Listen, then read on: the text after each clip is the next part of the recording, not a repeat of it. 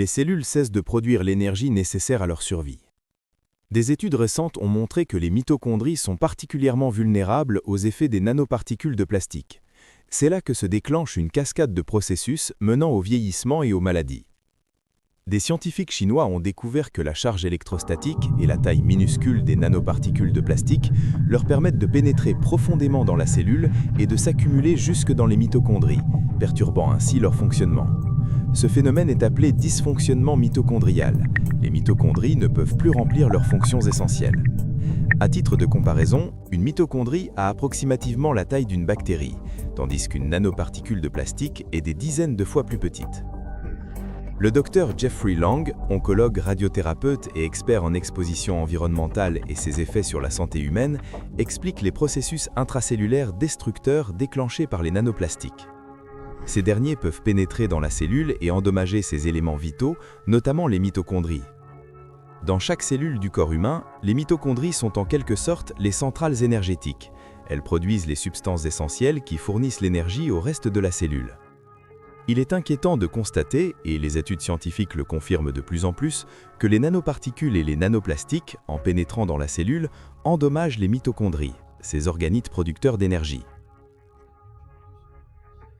Il endommage également l'ADN, la partie de la cellule impliquée dans la division et la reproduction.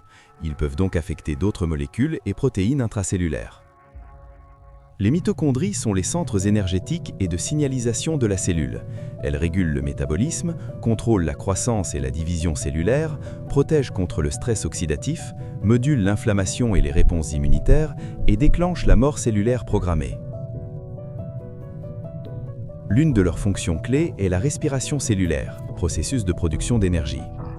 Chez l'être humain, l'énergie est générée comme suit. Les protéines, les lipides et les glucides issus de l'alimentation sont d'abord décomposés en molécules simples. Ces molécules pénètrent ensuite dans les mitochondries où des électrons en sont extraits. Ces électrons circulent le long d'une chaîne de protéines spécialisées à la manière d'un courant électrique dans un fil conducteur. Ce flux d'électrons alimente la machinerie énergétique mitochondriale, ce qui entraîne la production d'ATP, le carburant universel qui alimente tous les organes et les tissus. Une seule mitochondrie peut produire jusqu'à 10 millions de molécules d'ATP par jour. Cependant, les nanoplastiques, chargés électrostatiquement, perturbent ce processus délicat. Leurs particules perturbent la circulation des électrons et réduisent l'efficacité de la synthèse d'ATP. On peut comparer cela à une centrale électrique où un court-circuit se produit, le générateur faiblit, la production d'énergie chute et l'ensemble du système se détériore plus rapidement. Les mitochondries possèdent leur propre ADN, un ensemble d'instructions pour la production d'énergie. Sans cet ADN, les mitochondries ne peuvent pas générer d'énergie et la cellule perd progressivement sa source d'énergie et commence à se détériorer. L'exposition aux nanoplastiques provoque une accumulation rapide de mutations dans l'ADN mitochondrial, altérant davantage la fonction mitochondriale. Des études publiées en 2023 ont démontré que les nanoparticules de polystyrène de 50 nanomètres réduisent fortement la production d'ATP et augmentent le nombre de mutations dans l'ADN mitochondrial. Des études illustrées par des images saisissantes obtenues au microscope électronique à balayage et à transmission montrent clairement comment le plastique détruit les mitochondries.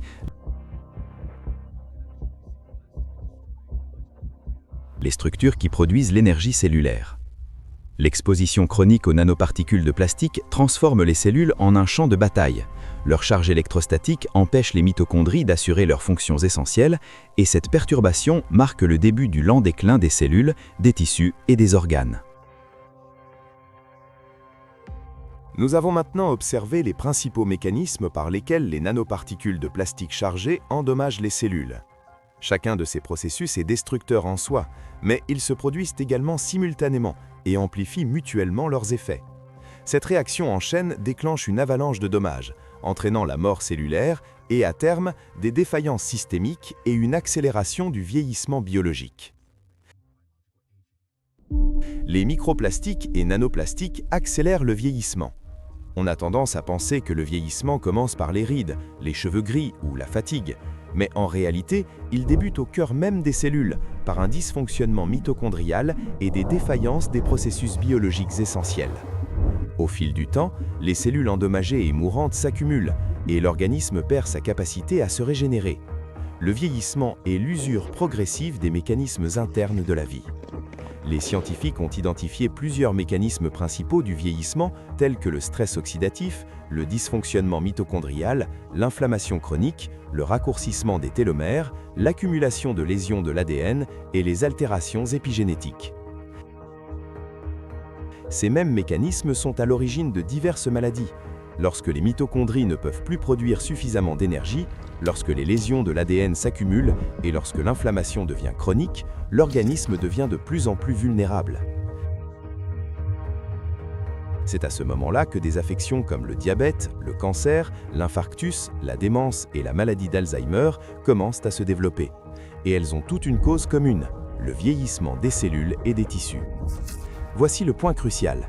Les nanoplastiques chargés électrostatiquement induisent les mêmes processus: stress oxydatif, lésion de l'ADN, dysfonctionnement mitochondrial, raccourcissement des télomères, inflammation chronique et altérations épigénétiques. Ainsi, les nanoplastiques chargés électrostatiquement accélèrent artificiellement le vieillissement cellulaire. Ce qui se déroulait autrefois sur plusieurs décennies peut désormais progresser beaucoup plus vite sous leur influence.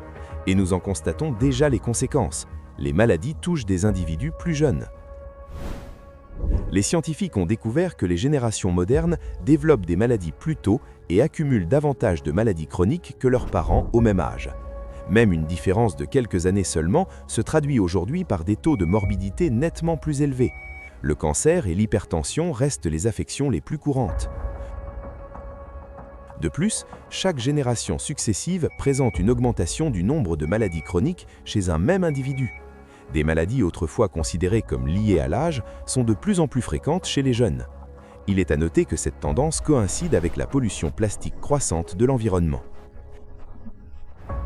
Suite à une exposition aux nanoplastiques chargés électrostatiquement, l'âge biologique de cellules de personnes âgées de 20 à 30 ans pourrait déjà correspondre à celui d'une personne de 50 à 60 ans. Il est effrayant de constater à quel point les nanoplastiques sont omniprésents. Probablement chacune de nos cellules, y compris les vôtres et celles de notre public, contient au moins une quantité infime de nanoplastiques. En résumé, le vieillissement est une dégradation progressive des cellules de notre organisme.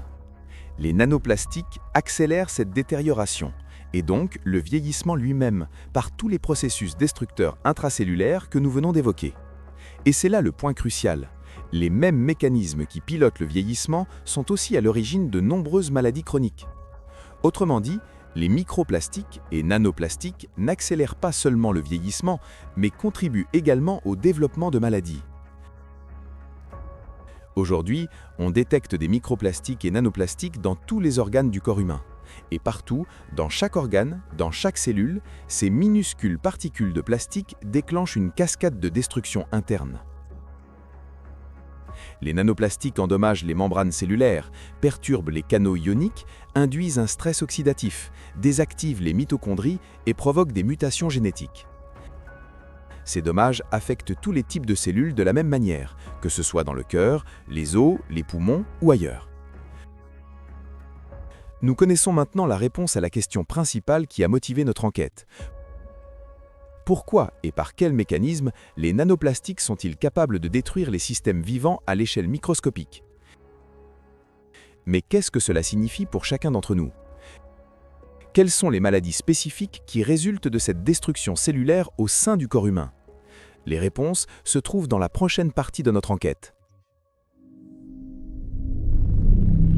Les microplastiques et les nanoplastiques sont nocifs pour la santé. Ils affectent le système nerveux. Les troubles neurologiques constituent la première cause de handicap physique et cognitif dans le monde, touchant près de 3,5 milliards de personnes. Au cours des 30 dernières années, le nombre de ces cas a augmenté de façon dramatique, et les scientifiques prévoient qu'il pourrait doubler d'ici 2 décennies. Cette tendance étant étroitement liée à l'explosion de la pollution plastique dans notre environnement, on comprend mieux pourquoi ces maladies deviennent plus fréquentes et pourquoi elles touchent de plus en plus les jeunes. Imaginez une cuillère en plastique plantée dans le cerveau. Malheureusement, elles n'y restent pas inertes ni inoffensives. Les nanoparticules de plastique, chargées électrostatiquement, attaquent les neurones, ces cellules cérébrales responsables de la plupart de nos pensées et de nos mouvements. Chaque jour, chaque minute, ces nanoparticules détruisent silencieusement les cellules de notre cerveau, et l'exposition à ces particules ne cesse jamais. Au contraire, elles ne cessent de s'accélérer. Par conséquent, les lésions neuronales entraînent des maladies graves et souvent irréversibles, comme la maladie d'Alzheimer et la maladie de Parkinson, la sclérose en plaques, l'épilepsie, les accidents vasculaires cérébraux et bien d'autres. Mais les neurones ne se limitent pas au cerveau. Ils forment un vaste réseau qui coordonne et synchronise l'activité de tout le corps. Lorsqu'ils sont endommagés, le système nerveux autonome dysfonctionne, perturbant le fonctionnement des organes internes. Par exemple, l'intestin contient environ 500 millions de neurones, souvent qualifiés de deuxième cerveau. Ce vaste réseau joue un rôle essentiel dans la digestion, l'immunité et même la régulation émotionnelle. Or, à chaque gorgée d'eau et à chaque repas, un flux invisible de micro- et nanoplastiques pénètre dans notre organisme. Et malheureusement, la plupart de ces particules se déposent et s'accumulent dans l'intestin.